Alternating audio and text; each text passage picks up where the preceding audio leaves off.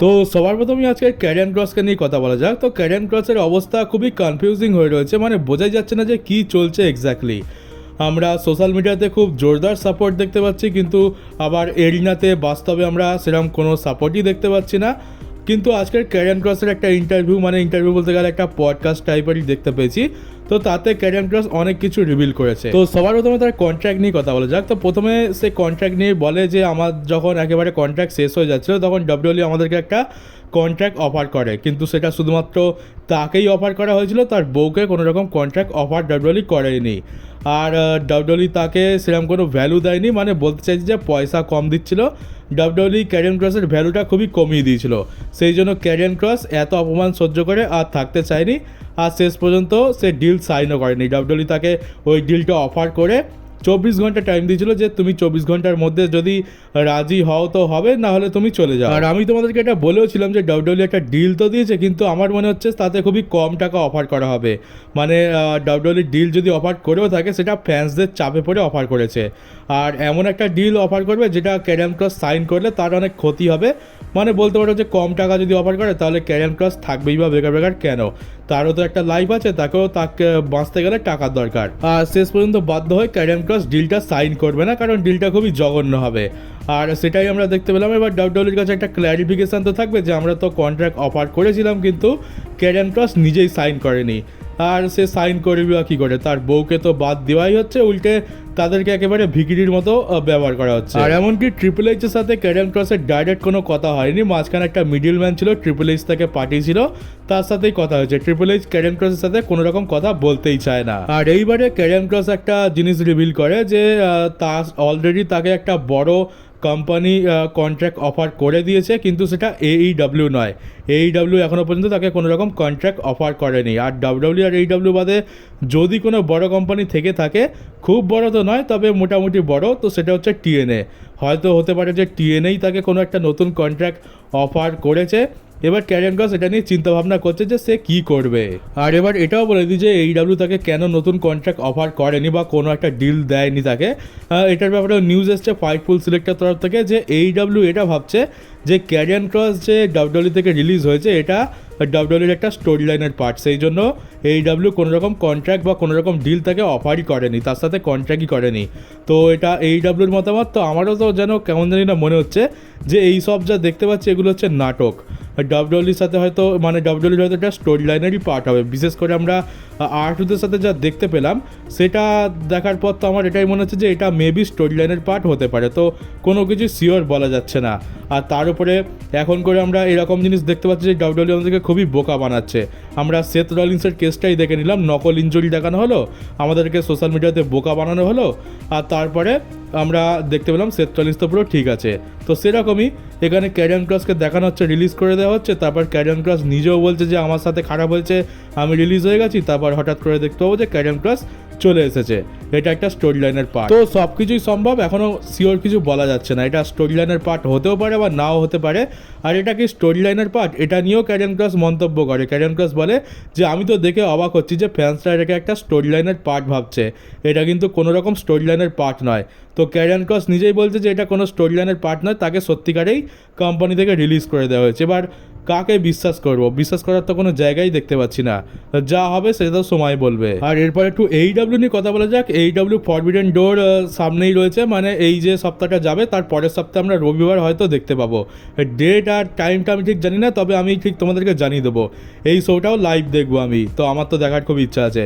তো এখানে AEW বড় বেশ ম্যাচেস অ্যানাউন্স করে দিয়েছে। আমরা আজকে ডাইনামাইটের সাথে ক্রিশ্চান আর এজকে ফাইনালি রিইউনাইট হতে দেখতে পাই, আর এদের একটা ট্যাগ টিম ম্যাচও অফিসিয়াল করে দেওয়া হয়েছে AEW ফরবিডেন ডোরে। আর এটা বহু বছর পর আমরা দেখতে পাচ্ছি, প্রায় দেখতে গেলে 2011 সালের পর প্রথমবার আমরা ক্রিশ্চান আর এজকে একই ট্যাগ টিমেতে কাজ করতে দেখব। আর আমাদের MJF money in the bank contract cash in করে দিচ্ছে, মানে AEWর যে মানি ইন দ্য ব্যাংক রয়েছে সেটা আমরা ফরবিডেন ডোরেতে অ্যাডাম হ্যাংম্যান পেজের সাথে MJF এর ম্যাচ দেখতে পেতে চলেছি। আমি তো এটা আশা করিনি যে MJF এত তাড়াতাড়ি ক্যাশ ইন করে দেবে, বা আদৌ ক্যাশ ইন হচ্ছে কিনা সেটা তো বুঝতে পারছি না, তবে মনে হচ্ছে এটা ক্যাশ ইনই হচ্ছে, কারণ অ্যাডাম হ্যাংম্যান পেজ তাকে বাধ্য করেছে কিছু কথা বলে এটা ক্যাশ ইন করতে, এমনটাই তো আমি একটা ক্লিপেতে দেখলাম। তো এটাও বেশ খুব বড় সড়ো ম্যাচ হতে চলেছে। MJF যে একদম চালাকির তো রাজা, সে সব যা হোক করে ম্যাচ জিতেই যায়। আর অপর দিকে রয়েছে অ্যাডাম হ্যাংম্যান পেজ, যে একেবারে অ্যাভেঞ্জার্স এন্ড গেমের মতো একটা ম্যাচ দিয়ে এখানে এসছে। আর এরপর একটা আরও বড় ম্যাচ অফিসিয়াল হয়ে গেছে, এটা 10 ম্যান ট্যাগ টিম ম্যাচ। কিন্তু এখানে স্টার দেখলে তোমাদের তো পুরো মানে মাথা খারাপ হয়ে যাবে। এখানে বড় বড় স্টার আমরা দেখতে পাচ্ছি। এখানে আমরা ডিন অ্যামব্রোস, সিজারো, ইয়াং বাক্সের টিম দেখতে পাচ্ছি, মানে ডেথ রাইডার আর ইয়াং বাক্স, যেটাকে আমরা ওই AEW অল ইনেতে লড়তে দেখতে পেয়েছিলাম। আর তারপর রয়েছে ডার্বি অ্যালেন, উইল অসপ্রে, কেনি ওমেগা, আরেকজন রয়েছে কোটা ইবুসি। এই চারজনকে তো তোমরা চেনো, কিন্তু আরেকজন রয়েছে যে হচ্ছে রেসলিং জগতের অনেক বড় আইকন, রেসলিং লেজেন্ড, আর একজন রেসলিং গডও তুমি বলতে পারো। তো সে হচ্ছে হিরোশি তানাহাশি। তোমরা এনাকে অনেকেই চেনো না, কিন্তু এনাকে তোমরা NJPW জন সিনাও বলতে পারো। NJPW-তে এনার একটা আলাদা পপুলারিটি রয়েছে। শুধু NJPW নয়, পুরো সারা দুনিয়াতে যেমনি কেনি ওমেগা ফেমাস, তেমনি হিরোশি তানাহাশিও খুবই ফেমাস। আর আমার জীবনে যে প্রথম আমি রেসলিং ম্যাচটা দেখেছিলাম সেটা একটা NJPW-রই ম্যাচ ছিল। তখন তো খুবই ছোট ছিলাম, 2008 সালে। আমি অতটা জানতাম না, টিভিতে বাস চ্যানেল ঘোরাচ্ছিলাম আর একটা হঠাৎ করে এই ম্যাচটা চালু হয়ে যায়। আমি দেখতে পাই সেখানে নীল কালারের ম্যাট রয়েছে আর তার মধ্যে দুজন লড়ছে।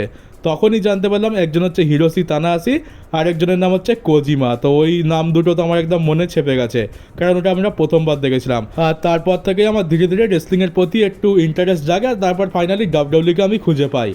আর এই হিরোশি তানাহাশি আমার খুবই ফেভারিট একজন রেসলার। আমি এনার অনেক ম্যাচ দেখেছি ইউটিউবেতে, আমার তো খুবই পছন্দ।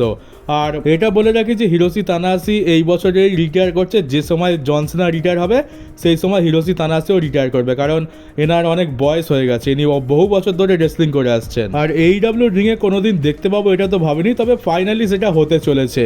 তো এটা তো আমি ডেফিনেটলি দেখবো। আর এখন এটা অফিসিয়াল তো নয়, তবে আরও একটা বড় ম্যাচ অফিসিয়াল হতে চলেছে, সেটা হচ্ছে স্ট্রিকল্যান্ড ভার্সেস কাজুচিকা ওকাডা। এটা চ্যাম্পিয়নশিপের জন্য হবে। তো স্ট্রিকল্যান্ড কীরকম রেসলিং করে সেটা তোমরা জানো, আর কাজুচিকা ওকাডাকে তো তোমরা AEW অল ইনেতে দেখেই নিয়েছো। তো এটাও একটা অনেক বড় ম্যাচ AEW সেট আপ করে দিয়েছে। আর এবার WWE-তে ফেরা যাক। তো জন সিনাকে জিজ্ঞেস করা হয় তার রেসলিংয়ের সোলমেট কারা। সোলমেট কী জিনিস তোমরা তো জানো। তো জন সিনা এখানে Randy Orton, Edge, CM Punk, Seth Rollins আর AJ স্টাইলসের নাম নিয়েছে। এটাই হচ্ছে তার রেসলিংয়ের সোলমেট। আর এইটা দেখে একটু স্যাড হয়ে গেলাম, কারণ আমরা জন সিনার সাথে অনেকেরই ম্যাচ দেখতে পাচ্ছি, কিন্তু এজের ম্যাচ হয়তো এটা আমরা দেখতে কোনোদিনও পাবো না। জন সিনাও রিটায়ার হয়ে যাবে, আর এজ তো AEW-তে রয়েছে। CM Punk, Randy Orton, Brock লেসনারের মতো এদের রাইভালরিটাও অনেক বড়। তো এই ম্যাচটাও শেষবারের জন্য দেখতে পেলে খুবই ভালো হতো। আর এবার ট্রিপল এইচ আর জন সিনার মধ্যে একটা প্রবলেম রয়েছে। জন সিনা ট্রিপল এইচকে দেখতে পারে না, এটা তো পরিষ্কার হয়ে যাচ্ছে জন সিনার কথা থেকে। কারণ এই রিসেন্ট টাইমে আমরা এই যে দেখতে পেলাম সামারস্ল্যামের পর থেকে ট্রিপল এইচ বেশ কিছু কথা জন সিনার ঘাড়ে চাপিয়ে দেয়, আর জন সিনা সেগুলোকে নাকচ করতে শুরু করে দেয়। তো যেমনটা আমরা জানি যে বলা হয়েছে যে ব্রক লেসনার এসছে জন সিনার জন্য, জন সিনা বলেছিল ব্রক লেসনারকে আনতে, জন সিনা সেটাকে তো নাকচ করে দেয়। আর এখন বলে দেয় যে আমি যে রিটায়ারমেন্ট টুরিতে যা করছি এটা আমার ইচ্ছা অনুযায়ী হচ্ছে না। আমি 23 বছর ধরে লড়াই করে আসছি, আর আজ পর্যন্ত আমি নিজের অপোনেন্ট কখনো নিজে চুজ করিনি, আমার ওপরে চাপিয়ে দেওয়া হয়েছে আর আমি তার সাথেই লড়েছি। তো জন সিনা এটা বলতে চাইছে যে ট্রিপল এইচ যে বলেছিল যে CM পাঙ্ক, র্যান্ডি অর্টন এদের সাথে যে ম্যাচ করানো হচ্ছে এটা নাকি জন সিনার ইচ্ছা, তো এটা একেবারে মিথ্যে। যা করছে ট্রিপল এইচ করছে, খারাপ হোক ভালো হোক সবই ট্রিপল এইচের ঘাড়ে গিয়ে পড়বে। আর সাধারণত আমরা কোনো WWE স্টারকে এইভাবে কোনো হায়ার অথরিটির লোকের এগেনস্টে কথা বলতে দেখতে পাই না, কিন্তু জন সিনা প্রতিনিয়ত এটা করে যাচ্ছে, যার মানে তো পুরোপুরি পরিষ্কারই হয়ে গেল এক্স্যাক্টলি কি সিচুয়েশন চলছে। আর এটা শুধুমাত্র জন সিনা বলেই এই কথাটা বলার সাহস পেয়েছে, অন্য কেউ হলে তো WWE থেকে রিলিজই করে দিত। আর এবার তোমাদেরকে একটা ভাইরাল ফটো দেখা, এটা সামারস্ল্যাম থেকে এসছে 2-3 দিন আগে। তো দেখতেই পাচ্ছ জন সিনা কীরকম রিয়াকশান দিচ্ছে, মানে পাঞ্চ তো মুখে লাগেনি, কিন্তু তার রিয়াকশান এমন দেখতে পাচ্ছি যে একেবারে মুখ তো যেন এদিক ওদিক চলে গেছে, যেটা দেখে বেশ ফানিও লাগছে। কিন্তু আমরা তো জানি যে না তো জন সিনার একটাও পাঞ্চ কোডি রোডসের মুখে লেগেছে, আর না তো কোডি রোডসের একটাও পাঞ্চ জন সিনার মুখে লেগেছে, সব কিছু অ্যাক্টিং। আর লোগান পল বলছে সে হয়তো গ্রেটেস্ট অফ অল টাইম, কারণ সে একমাত্র রেসলার রয়েছে বা সে একমাত্র ব্যক্তি রয়েছে যে মেওয়েদারের সাথে লড়েছে, রোমানের সাথে লড়েছে, এখানে মাইক টাইসনের সাথে লড়েছে, আর তারপরে জন সিনার সাথেও লড়েছে। মানে WWE দুটো বড় স্টার, একজন legend greatest of all time, আর ওইদিকে বক্সিং বা রিয়েল লাইফ ফাইটের বড় স্টার। তো এই কাজটা তো আর দুনিয়াতে আর কেউ করেছে বলে তো মনে হয় না। আর হ্যাঁ, আরেকটা জিনিস, সেটা হচ্ছে আমরা রতে দেখতে পেলাম বেলির একটা ভিডিও প্যাকেজ বা বলতে পারো একটা ছোট্ট ইন্টারভিউ। এখান থেকে কনফার্ম হয়ে গেছে যে বেলির আমরা হিল টার্ন দেখতে পেতে চলেছি। আমি তো আগেই বলেছিলাম যে বেলির তো এবার হিল টার্ন দরকার, আর মনে হচ্ছে যে হিল টার্ন করবে, কিন্তু এবার ডাব্লিউডব্লিউইর তরফ থেকে অফিসিয়ালি আমরা দেখতে পেলাম যে বেলির হিল টার্ন টিজ করা হচ্ছে। তো মনে হচ্ছে আমাদের এটার জন্য বেশি ওয়েট করতে হবে না। আর ডাব্লিউডব্লিউইর দিন এবার খারাপ হতে শুরু করেছে, তার প্রমাণ হচ্ছে এই ফটোটা। এটা শেষ মানডে নাইট ড্রয়ের ফটো, দেখতেই পাচ্ছ। যে দিক থেকে ক্যামেরা দেখানো হয় আমাদেরকে সেই দিকে তো মানে লোকজন তো প্রায় কমই দেখতে পাচ্ছি, বেশিরভাগ সিট তো ফাঁকাই রয়েছে। আর ক্যামেরা যেদিকে মুখ করা রয়েছে সেই দিকে যত লোক ভরিয়ে রেখেছে, মানে আমাদেরকে দেখানো হচ্ছে যে এরিনাতে বহুত লোক রয়েছে, এদিকে পেছনের দিকে সব ফাঁকা। আর হবে নাই বা কেন, আমরা সামার স্ল্যাম তো ভালো দেখতে পেয়েছিলাম, কিন্তু মানডে নাইট ড্র স্ম্যাকডাউন সেই আগের মতোই চলছে, কোনো স্পেশাল কিছু নেই। আমরা সব পুরনো জিনিসই দেখতে পাচ্ছি, প্রত্যেকটা রয় প্রেডিক্টেবল হয়ে গেছে, সব একই রকম চলছে যেন, মানে দেখলেও বাকি আর না দেখলেও বাকি, কোনো কিছু ইম্পর্টেন্ট তো হয় না। আর তার উপরে যা টিকিটের দাম করেছে এটা তো হওয়ারই ছিল, এক তো টিকিটের দাম বেশি, উল্টে র আর স্ম্যাকডাউন তেমন ভালো হচ্ছেও না। আর এখন তো সবে শুরু হচ্ছে, আর টাকলু যদি এরকমই কন্টিনিউ করতে থাকে কিছুদিন পর AEW কলিউশনের মতো অবস্থা হয়ে যাবে। আর এইবার ফাইনালি এতদিন পর আমরা টনি খানের একটা ইন্টারভিউ দেখতে পাই, খুবই পজিটিভ ইন্টারভিউ, আর তোমরা যারা রেসলিং ফ্যান আছো তারা এটা দেখে খুবই খুশি হবে। টনি খান বলছে যে আমরা এই রিসেন্ট টাইমে খুবই ভালো কাজ করেছি, মানে এত ভালো আমাদের, মানে এত ভালো কাজ আমরা এর আগে কখনো করিনি, আমাদের স্টোরি লাইন খুবই স্ট্রং হয়েছে। ফ্যান্সরা আগে কমপ্লেন করতো যে স্টোরি লাইন খুব একটা ভালো হয় না, কিন্তু ফ্যান্সরা এখন স্টোরি লাইনের প্রশংসা করছে, আর আমরা স্টোরি লাইন অনেক বেশি ইমপ্রুভ করেছি, ফ্যান্সদের পপুলারিটি বাড়ছে, ফ্যান্সদের অ্যাটেনশন আমরা পাচ্ছি, AEWর ফ্যান বেস বড় হচ্ছে ধীরে ধীরে। আর আগে বহুত কমপ্লেন আসতো যে এইটা নয় ভালো হচ্ছে না, ওটা ভালো হচ্ছে না, কিন্তু সেই কমপ্লেনগুলো কমেছে, মানে AEW ভালো কাজ করছে আর ধীরে ধীরে তো একটা ভালো কোম্পানিতে পরিণত হচ্ছে। আর টনি খান এটা আশ্বাস দিয়েছে যে যদি ফ্যান্সরা তাদেরকে এরকমভাবেই সাপোর্ট করতে থাকে আর তাদের পপুলারিটি এরকমভাবেই বাড়তে থাকে, তাহলে টনি খান আর তার যে সমস্ত রেসলাররা রয়েছে তারা মিলে AEWকে আরও ভালো জায়গায় নিয়ে যাবে। আর এরকম ভালো ভালো স্টোরি লাইন, ভালো ভালো ম্যাচেস, ভালো ভালো শো আমরা ভবিষ্যতে আরও দেখতে পাবো। তো এটা তো আমাদের জন্য খুবই ভালো নিউজ। আর সামনে রয়েছে AEW ফরবিডেন ডোর আর AEW অল আউট, তো রেডি হয়ে যাও, আমাদের জন্য অনেক ভালো ভালো জিনিস ওয়েট করে আছে। আর এবার ফাইনালি অপেক্ষার অবসান ঘটতে চলেছে, ব্রক লেসনারকে স্ম্যাকডাউনের জন্য অ্যানাউন্স করে দেওয়া আছে, তবে এই মাসে নয়, আমরা ব্রক লেসনারকে দেখতে পাবো সেপ্টেম্বর মাসের 12 তারিখ আর 19 তারিখে স্ম্যাকডাউনে পরপর 2 সপ্তাহে। আর এটা হতে চলেছে, মানে আমরা যেটা বলছিলাম যে আগের ভিডিওতে, যে সম্ভবত ব্যাড ব্লাড বা সুপার ব্রল হতে চলেছে, আর সেখানে আমরা জন সিনা ভার্সেস ব্রক লেসনারের ম্যাচ দেখতে পাবো। আর ওইটা সেপ্টেম্বরের 20 তারিখেই হবে, কারণ হচ্ছে সেপ্টেম্বরের 20 তারিখে AEW অল আউট হতে চলেছে, আর WWE একেবারে হেড টু হেড কম্পিটিশন করাতে চায়, না হলে AEWর তো রেটিংস এমনি বেড়ে যাবে। তো সেটাকে আটকানোর জন্য এই ব্যাড ব্লাডকে ওই 20 তারিখেই তারা করাবে, এটা পুরোপুরি সিওরই লাগছে, অ্যানাউন্সমেন্ট হওয়া শুধু বাকি রয়েছে। তো যার মানে দাঁড়াচ্ছে যে 12 তারিখে স্ম্যাকডাউনে জন সিনা আর ব্রক লেসনার দুজনেই আসবে, তার পরের সপ্তাহেতেও দুজনেই আসবে, আর ঠিক তার পরের দিন মানে 20 তারিখ আমরা এই ব্যাড ব্লাডেতে এদের ম্যাচ দেখতে পেতে চলেছি। এটা এখন তোমরা একদম 100% কনফার্মই ধরে নাও। আর AEW একটা অনেক বড় কম্পিটিশান পেয়ে যাচ্ছে, এখানে তো পুরো গ্যারেন্টি দিয়ে বলতে পারছি যে AEW WWE-কে বিট করতে পারবে না, কারণ পুরো অ্যাটেনশান তো ব্রক লেসনার ভার্সেস জন সিনার ওপরেই থাকবে।